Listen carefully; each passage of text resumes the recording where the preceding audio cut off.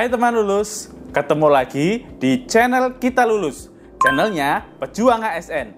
Nah, kali ini kita belajar soal sosiokultural. Nah, kompetensi ini diujikan pada P3K. Nah, jadi buat teman lulus pejuang P3K, video ini sangat cocok buat kamu. Nah, langsung kita bahas bersama saya, Khairul Umam. Kita belajar 5 soal sosiokultural. Mari teman-teman, kita lanjut ke soal nomor 1. Anda adalah guru BK di salah satu SMP negeri. Suatu ketika, ada beberapa anak murid mendatangi Anda dan mengatakan bahwa ada salah satu teman mereka yang juga merupakan siswa yang Anda kenal tengah menghadapi masalah keluarga yang berat. Dan nilai-nilai pelajaran yang diperoleh diketahui dari guru yang mengampunya menjadi menurun. Langkah pertama yang akan Anda ambil adalah kita analisis dulu permasalahannya. Ada beberapa anak murid mendatangi Anda mengatakan bahwa ada salah satu teman mereka yang juga merupakan siswa Anda tengah menghadapi masalah keluarga yang berat. Kemudian nilai pelajaran menjadi menurun. Nah, langkah pertama yang akan Anda ambil adalah, ini Anda sebagai guru BK. Indikatornya adalah berkomunikasi empati terhadap sesama tenaga pendidik maupun siswa. Jadi, jika ada siswa yang membutuhkan bantuan apapun itu, baik materi maupun psikologis, maka guru harus bisa melakukan pendekatan secara personal dan membantu memecahkan masalahnya. Tidak hanya dengan melakukan pembicaraan dari hati ke hati tanpa ada itikat untuk membantunya. Terkait dengan memberikan kesempatan nilai tidak terlalu tepat, karena justru seakan tidak berpacu ke kriteria dan sistematika, karena siswanya menurun dengan alasan urusan privasi. Jadi, di soal yang nomor 1, yang paling tepat adalah yang E. Yuk langsung kita masukkan yang nomor soal 2. Ada siswa-siswa tertentu yang memiliki sikap dan perilaku yang benar-benar membuat siapapun menjadi tidak sabar. Nah, pernyataan yang paling menggambarkan diri Anda ketika berhadapan dengan siswa seperti itu adalah, ingat ya, kita sebagai guru di sini. Sebagai guru kita harus berkomunikasi efektif dan santun. Jika ada orang atau siswa yang bersifat kurang baik sehingga membuat banyak orang marah atau tidak sabar, maka Anda harus dapat melakukan pendekatan personal kepada siswa tersebut dan menjelaskan mengenai perilakunya. Jadi di sini yang paling tepat adalah yang A. Karena di sini sudah mengajak bicara untuk menjelaskan tanggapan dan akibat dari perilakunya.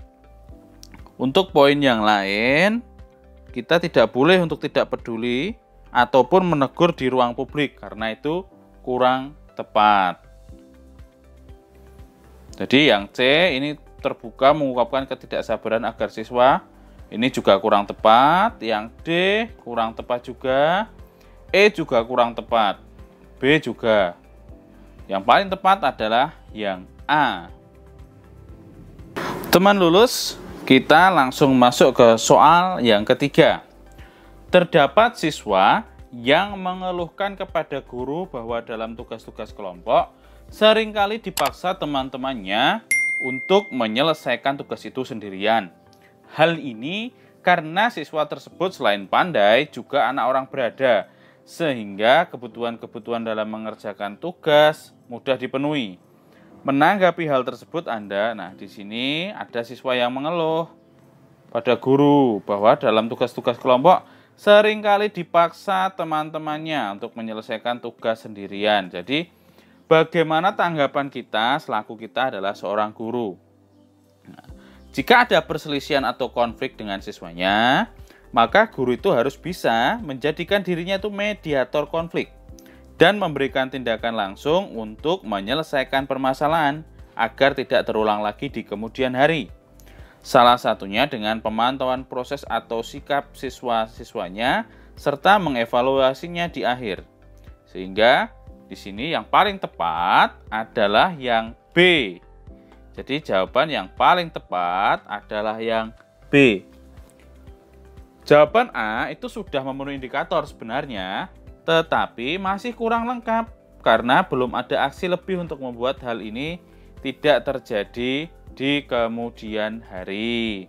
Jadi untuk soal yang nomor 3, jawaban yang paling tepat adalah yang B, teman-teman. Lanjut ke soal nomor 4, teman lulus.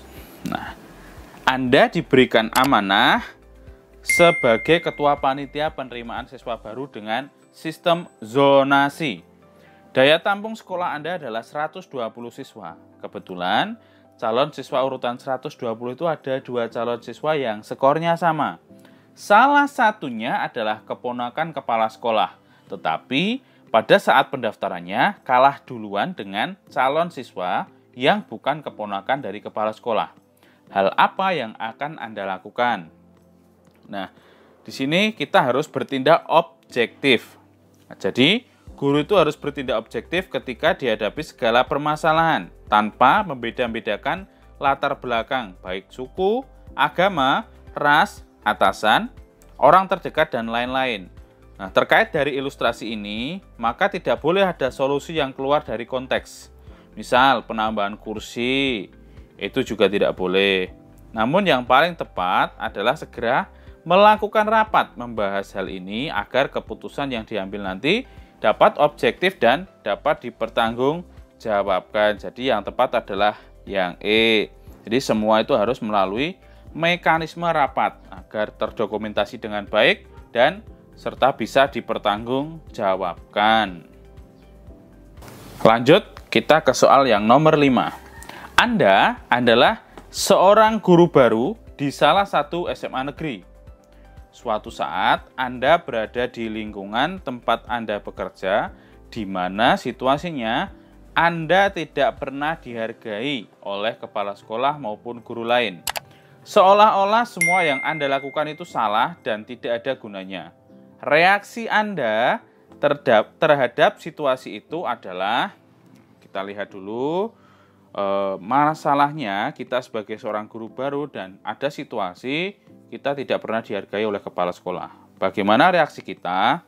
Sebagai seorang guru yang baik, kita juga harus yang berkomunikasi santun dan adaptasi di tempat bertugas. Nah, jika ada orang lain di sekitar kita yang terus-menerus seolah tidak menghargai setiap tindakan kita dan seolah-olah semuanya salah, maka kita itu harus mengupayakan untuk mengklarifikasi atau menanyakan ke orang tersebut atau ke pimpinan tempat kita bekerja terkait sikap maupun tindakan Anda yang menyebabkan Anda itu tidak dihargai dan menanyakan saran agar bisa dihargai di kemudian hari.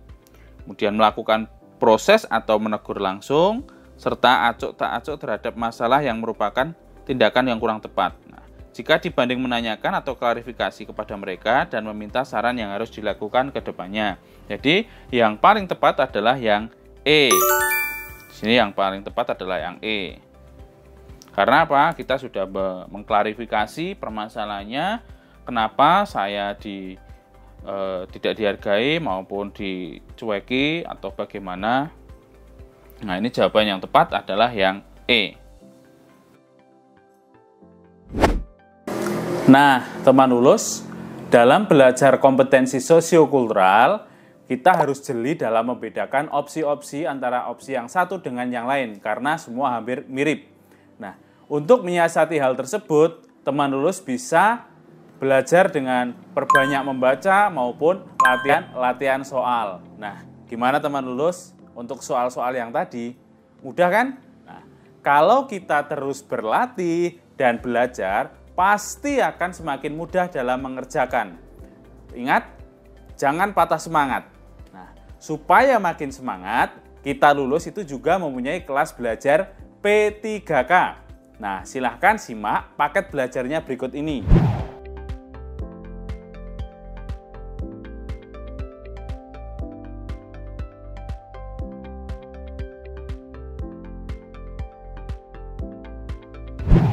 Kalau kamu tertarik, langsung klik link di description box ya, dan gunakan kode promo YTO UMAM50 untuk mendapatkan diskon yang menarik.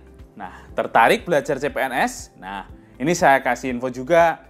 Kamu bisa segera berlangganan menggunakan tryout-nya Kita Lulus mulai dari harga Rp20.000. Nah, download aplikasi Kita Lulus sekarang di Google Play Store dan gunakan link ini supaya mendapatkan yang spesial dari Kita Lulus. Oke teman lulus, nah sekian dulu untuk video kali ini. Buat kalian yang mau belajar soal P3K lainnya, silahkan cek playlist di channel Kita Lulus. Nah, semoga video ini bisa membantu dan kita belajar lagi di video selanjutnya.